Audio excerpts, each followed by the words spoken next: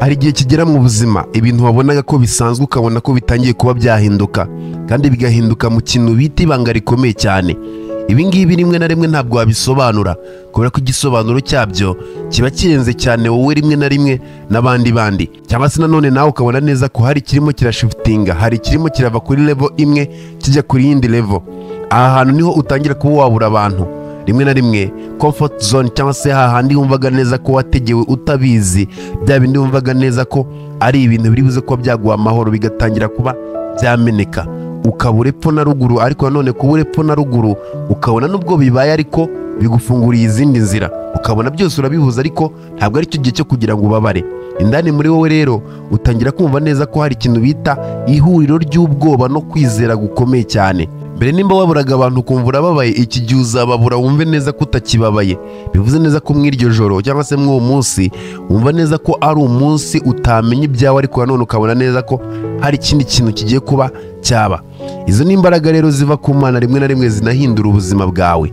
Bivuze neza ko ni ibitangaza bitaba birimo biranyura mu kirere gusa, ahubwo ibitangaza by'ubwabyo biba bitangiye kuba byakugaragarira ubizi cyangwa se nanone utabizi. Akenshi cyane rero ibihe bimeze gutyo bigaragara nk'aho birimo biragusenya rimwe na rimwe abantu bo hanze cyangwa se abakurebera hanze bakabona neza ko urangiye, ariko wakitegereza w'indani muri wo ukumva neza ko ukiri muzima. Nibyo biba bigiye gukora icyo bita redirect your soul, cyangwa se roho yawe bigiye gufata ikindi cyerekezo kuko gitandukanye n'icyo wari urimo, kubera ko impinduka ku Mana mu buzima bwawe zo ubwazo ziriyerekana, kandi nanone ntabwo ziyerekana ngo abantu bazibone bose, oya, zibonwa na wa wundi wabinyuzemo. Nanone Imana yahinduriye ubuzima uwo yabibona, gusa nanone ntabwo ari benshi babibona. Rimwe na rimwe nawe ubwawe ku giti cyawe ntabwo umenya neza ko Imana igiye kuba yaguhindurira ubuzima, kuko rimwe na rimwe wumva neza ko hari ibintu birimo biraba, abantu bakavuga ati ni irangira ryiwe, nawe ukabona rimwe na rimwe bigiye kuba byarangira, ariko mu by'ukuri ukumva utazi iyo urimo urakura icyizere. Ntujya wumva umuntu arimo ararangira byanze, ariko ukabona umuntu kubera imyizerere yo kwemera Imana akavuga ati byange bikunde nubwo bigiye kurangira, nubwo mbona bindangiriyeho ntabwo ari uko nguko njye nzarangira. Ugasanga umuntu yizera Imana akakubwira ibintu rimwe na rimwe ntubisobanukirwe. Umuntu inzara iramwishe, arenda kwicwa n'inzara, abana be barenda kwicwa n'inzara, ariko aravuga ngo ntabwo ari uko nzarangira. Iri ntabwo ari ryo sezerano ufitanye n'Imana. Uwo muntu rero ntukajya ugira ngo ayo magambo arimo arayivugisha gusa, haba hari impamvu. Hari impamvu yiyumva gutyo, hari ikirimo kiramusunikira kumva uko nguko. Ibi ngibi rero nibyo byerekana neza ko icyo gihe Imana ibigiye guhindura ubuzima bwawe. Tujye kurebera hamwe rero ibimenyetso Imana ikwereka, cyangwa se ibimenyetso ubona mu gihe Imana igiye kuguhindurira ubuzima. Bivuze neza ko nubona ibi bimenyetso ntuzajye kure ngo utekereze cyane, icyo gihe Imana izaba igiye guhindura ubuzima bwawe, uzaba uri mu igeragezwa rya nyuma. Mu yandi magambo, ikimenyetso cya mbere kizakwereka ko rero uri mu igeragezwa rya nyuma, ko Imana igufiteho umugambi urenze cyane uko abantu babitekereza, ni igihe uzajya ubona neza ko waguye hasi, ukamera nk'aho waguye hasi. Buri Imana hari ikintu gikora abantu batajya bumva ngo banamenye, ariko mu by'ukuri ikunda kuba yagikoresha. Jya witegereza uburyo Imana igiye kuguha umugisha, imakinga sure, cyangwa se imenye neza ko uzamenya neza ko yaguhaye umugisha. Icyo kintu uzakitegereze. Imana igiye kukublessinga, irakublessinga ariko ikamakinga sure ko uzibuka ko ari Imana yabigufashije. Ati bigenda bite rero? Urahomba ukagwa hasi, ukabona byose byagiye hasi. Ibi biba bijyanye n'iki? Swate hari igihe uba wumva neza kuri muratana, cyangwa se nanone ukabona twa dufaranga duke, amafaranga akujyana kure cyane y'ubwiza bw'Imana, cyangwa se akujyana kure y'Imana. Yamara kukujyana kure y'Imana ugatangira kubaho nk'aho uri ikigenge, cyangwa se kubaho nk'aho itabaho. Iyo ubonye gutyo kandi ibona igihe cyayo kigiye kuba cyagera cyo kugira ngo ikublessinge, iraguhombya, igushyira hasi, ubukene bukagukubita rimwe na rimwe, n'imvura ikakunyagira ukabura aho urara, ukabona neza ko byose bishoboka ukiri ku isi. Rero iyo uri hasi ubona neza ko ibyawe byose byikubise hasi, rimwe na rimwe uzitegereze, uzajya usanga hari ikintu cyabaye. Swati wagiye kure y'ubwiza bw'Imana, cyangwa se watangiye kumva neza ko wowe ubwawe wishoboreye byose, utangira kuburira igihe Imana. Icyo gihe rero nicyo bita great transformation, niryo tangiriro, nicyo gihe Imana iba igiye kuba yahindura byose ngo bitangire, ariko noneho ubikeshayo, utazigera wirata uvuga ati njyewe ndi umuhatari narabyikoreye. Ugatangira kuba wumva neza ko uriho, wateye imbere, ariko byose hari ubikesha. Ahangaha rero uzajya usanga ko neza ibintu byabaye bibi cyane, abagukundaga barakwanga, akazi kakagenda bakakwirukana, inzozi zawe wari ufite zose zikaburira mu myotsi, mbega nyine bitangira kuba byaba bibi cyane. Icyo gihe rero ntukajye wumva neza ko wenda Imana irimo iraguhana cyangwa se bimeze gutya. Oya, Imana irimo iragukosora, irimo iragutegurira ikintu kirenze. Imana ifite uburyo ipangamo ibintu byayo, kandi iyo igiye kuba yakuburesinga irakuburesinga byuzuye. Impamvu irimo irabigenza gutyo ni ukugira ngo ibyawe byahashize cyangwa se identity yawe, uwo wari uriwe kera, ntibize kuba byahura cyane n'umuntu ugiye kuba waba. Bivuze neza ko ubwonko bwawe burabura, kubera ko nanone reality yawe cyangwa se uwo wari uriwe ntabwo bukwemerera kugira ubwonko nk'ubwo wari ufite cyangwa se imitekerereze nk'iyo wari ufite. Icyo gihe Imana iba igiye guhita igira ikindi kintu iribuze kuba yakora, kandi icyo kintu kiribuze kuba cyagutandukanya n'uwo wari uriwe, n'inzira wagendagamo cyangwa se nanone n'abo mwagendanaga, wumva neza ko ari abantu bawe ukwiye kuba washyira ku ruhande rwawe, kandi mu by'ukuri batarigeze abantu bawe, ari abantu mubana kubera inyungu gusa. Imana igiye kukuburesinga ikuraho ibikuta byose bizatuma itagera ku yindi chapitre, irabanza ikakugira icyaremwe cyayo kugira ngo nanone izakuburesinga ugendera mu nzira zayo. Bitandukanye cyane no kuba wari umeze mbere, kuko buriya hari uburyo uba umeze n'Imana nayo ikabura aho iribuze ko yanyuza imigisha. Abo mugendana, ibyo mukorana byose ugasanga Imana yavuga ati usu n'umuntu ndanyuzaho imigisha, ko nabo bari kumwe nabo badakwiye cyangwa se ntaho nabona amenera. Rero iyo uri umunyamugisha n'uwe ntabwo biherera aho ngaho. Icyo gihe irabanza ikakuryamisha hasi, ikaguhombya, ukabanza ukaba umuntu ishaka. Iyo umaze kuba umuntu ishaka nibwo ihita igushyira mu nzira yayo. Ahangaha ni hahandi nimba icyerekezo cya Imana yaravuze ati wenda izaguha umugisha, ariko nanone izaguhera umugisha mu mujyi, izabanza ikuvana iyo ngiyo utuye mu icyo cyaro cy'iwanyu, numara ko wahava ikwerekeze mu mujyi cyangwa se wimukire mu mujyi mu buryo nanone utazi. Rimwe na rimwe ubone niyo wari utuye mu cyaro wari umeze neza, byose byari bimeze neza, ariko wumve hari ikintu kikurimo kigusunikira ko ugomba kuba wajya mu mujyi. Nugera mu mujyi, umujyi ugukarange pe, tangire wifuze kumanuka, ariko nanone ubura imbaraga zo kumanukayo kubera ko wabisize inyuma. Nye ntabwo Imana ikeneye kuri buze kuba wabisubiramo. Mwaka wa mbere, wa kabiri, wa gatatu, wa kane gatangira kubona neza ko nyine ubukene bwarakuriye, wamenye uburyo abantu inzara ibarya, wamenye uburyo abantu bababara, ubuzima warabwiye experiencinze, nibwo Imana itangira gushyira akaboko kayo mu bintu byawe. Imana ikizakora ni kimwe, hari igihe ibanza ikakubona neza ko uri umuntu ushimishwa cyane n'utuntu dukeya cyangwa se ushimishwa n'aho uri. Ikizakora ni kimwe, izabanza ikwereka isura y'abantu, ikwereka abantu ko nta mpuhwe bagira, uhagarika ikintu bita gusingiza abantu cyangwa se kwishimira rimwe na rimwe ibyo ubona ngo ubisangize abantu. Umenye neza ko abantu ari babi, kuko niwitegereza buriya abanyacyaro bakunda gusangiza buri kimwe cyabo cyose abantu, ariko mu by'ukuri iyo bataramenya ububi bw'abantu cyangwa se ntibanamenye neza ko abo ngabo barimo barasereburana nabo aribo bazanyura inyuma ruhinga nyuma bakabagirira nabi, Imana irabanza ikabaturisha mu gake. Ikintu cya kabiri buriya Imana izagukorera nanone, numara kuba wakena cyangwa se byose bimaze kuba byakanga, ubonye neza ko byanze, icyo gihe nta kindi kintu uzakora, uzajya uhora iteka ryose uvuga ati ubu ngubu noneho nkeneye ubutabazi buva mu ijuru, nta kindi. Ahangaha uzajya usenga, ubone nta bisubizo urimo urabona. Rimwe na rimwe nanone ugerageze stili byange, rimwe na rimwe n'ibitekerezo byawe utangire kubikekeranyaho, uvuga ati nanjye ntabwo ndi muzima. Aha ni hahandi nawe wibaza uti ntabwo ndi muzima, ibyo nkora ko byanga, igihe ntera intambwe ko mbona byanze ngasubira inyuma. Mu mitekerereze yawe utangiye gukiriramo ikintu nyine kuri umunyantege nkeya, cyangwa se ushobora kuba nyine hari defo ufite, kandi mu by'ukuri ugasanga koko irahari. Iyo umaze ko watuza rero utakigerageza, usenga byanga, usigaye wumva neza ko ubushake ari ubw'Imana, wamaze kumenya neza ko utakiri igitangaza cyangwa se utari igitangaza, atari ugena byose nk'uko ubishaka. Icyo gihe amajwi yose amaze gutuza, umaze kumenya abanzi bawe, umaze kumenya inshuti zawe, umaze kumenya abakwiyoberanyaho, icyo nicyo gihe rero ijwi ry'Imana cyangwa se nanone ubona neza ko Imana igiye kuzamuka mu buzima bwawe, nibwo ivuga cyane kandi ikavugira hejuru. Ahangaha iyo wabashije rero guhagarara ugatuza cyangwa se ugashikama, ukumva neza ko ugomba kurindira ubushake bw'Imana, uburindira unaburindiriye nyine, kuko ibigiye kuba yakuburesinga bigaragarira buri umwe wese. Ahangaha uri buze ko wakirefera cyane ku Bayisiraheli bava mu Misiri. Yesu nanone igihe yatakambiraga Imana ati iki gikombe kindenze, ariko still ntibyemere. Buri Imana nta santima igira, nta marangamutima igira, buri kuguhindura buri kintu cyose gishyashya Imana ibigiye kuba yaguha, bizagusaba ko rimwe na rimwe ubanza kunyura mu bihe bitoroshye, ugomba kuba wenyine, ukabanza ukamenya ubushake bw'Imana n'imikorere y'Imana. Maze kwisobanukirwa nibwo iguha ibyiguha, kandi nanone ukamenya uburyo ubana nabyo, ko buri ntabwo Imana igitanga ibintu by'ubusa, never. Ntabwo Imana igitanga ibintu by'ubusa. Nimba iguhaye umugisha ntabwo ugiye kuwuryoherwa wenyine, byange bikunde mu mitegurire y'Imana uwo mugisha iguhaye ikora ibishoboka byose ku buryo nawe uzablessinga n'abandi. Rimwe na rimwe rero Imana itarakublessinga nibwo ubona wikunda wumva neza ko nyine ibyawe ari ibyawe, wumva neza ko rimwe na rimwe abantu bakennye ari ibigoryi batazi imitekerereze myiza, iki kintu ukaba ukizi. Ariko iyo ukennyeho gatoya ukabona neza ko byose bishoboka, ntabwo wongera gutekereza gutyo. Ubona umuntu wakennye ukavuga ati nanjye birashoboka ko nakena. Impamvu nuko muri icyo gihe uba ukennye uzitegereze n'ijwi ry'Imana riraceceka, ukagira ngo Imana ntabwo ikikuzi, cyangwa se ukagira ngo Imana ntabwo icyumva nanone amasengesho yawe. Irakureka ukabanza ukumva neza ko uri wenyine, ukabanza ukiyizereramo, ukizera muri karagiteri yawe, ukizera mu mibereho yawe, ukizera mu gukora ibyo ugomba kuba wakora.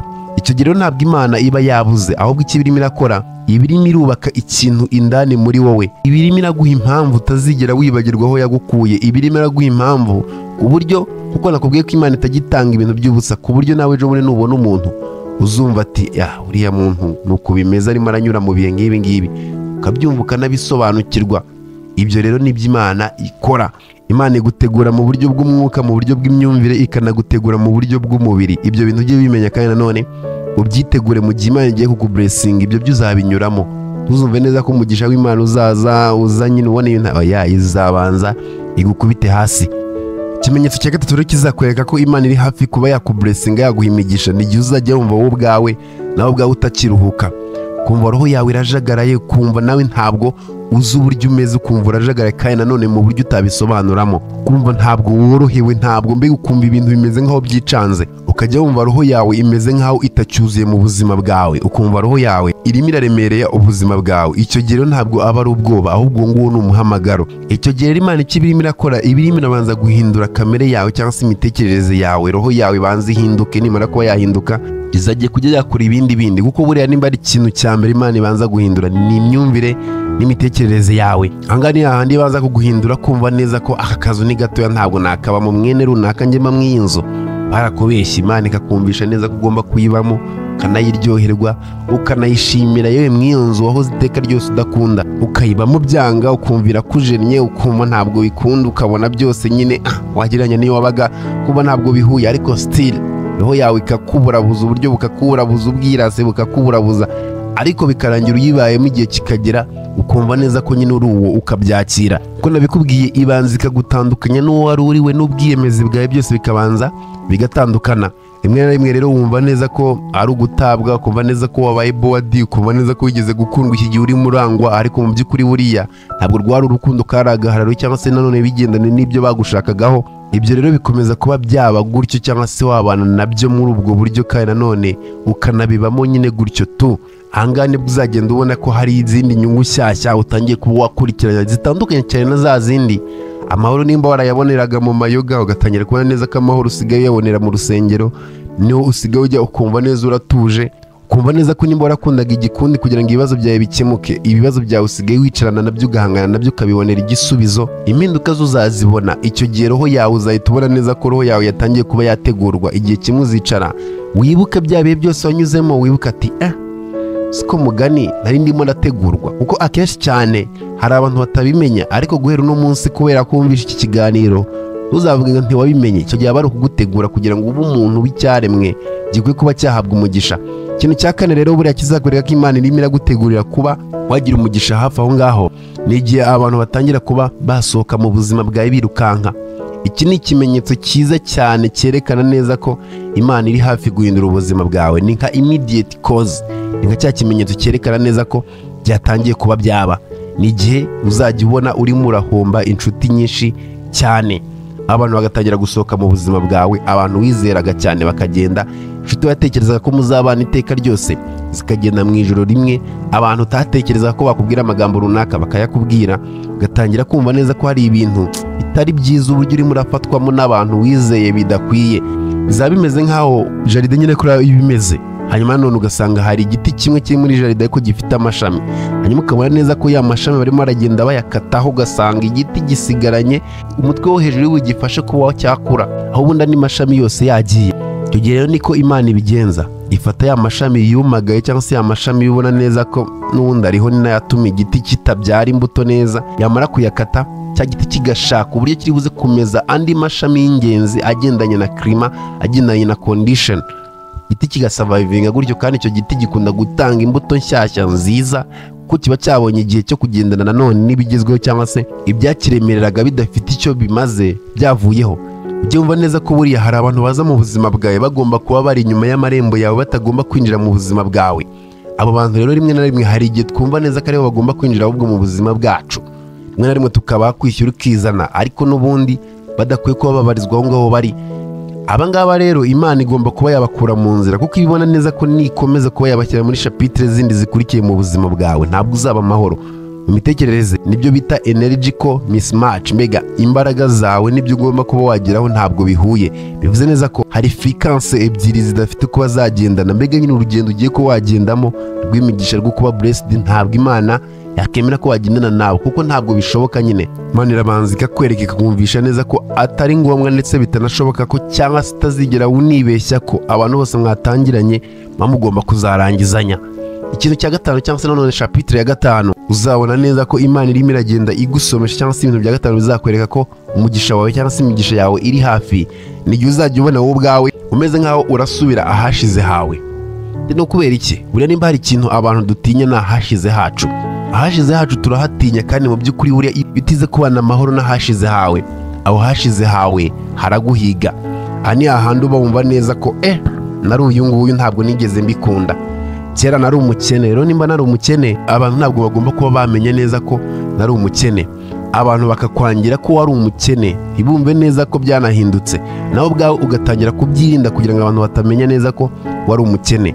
Imana rero ikizakora ni kimwe, nijya kukublessinga bya nyabyo uve mu ibyo ngibyo, ibintu biri aho ngaho, imigisha ituma usinda, imigisha ituma ukora ibyaha. hari imigisha ubona neza ko atari n'imigisha, just ni ibintu nyine biri aho. Imana igiye kuguha imigisha ya nyayo, ikikora ni kimwe, ihindura ubuzima bwawe, ariko mbere irabanza ikagusanisha n'ahashize hawe.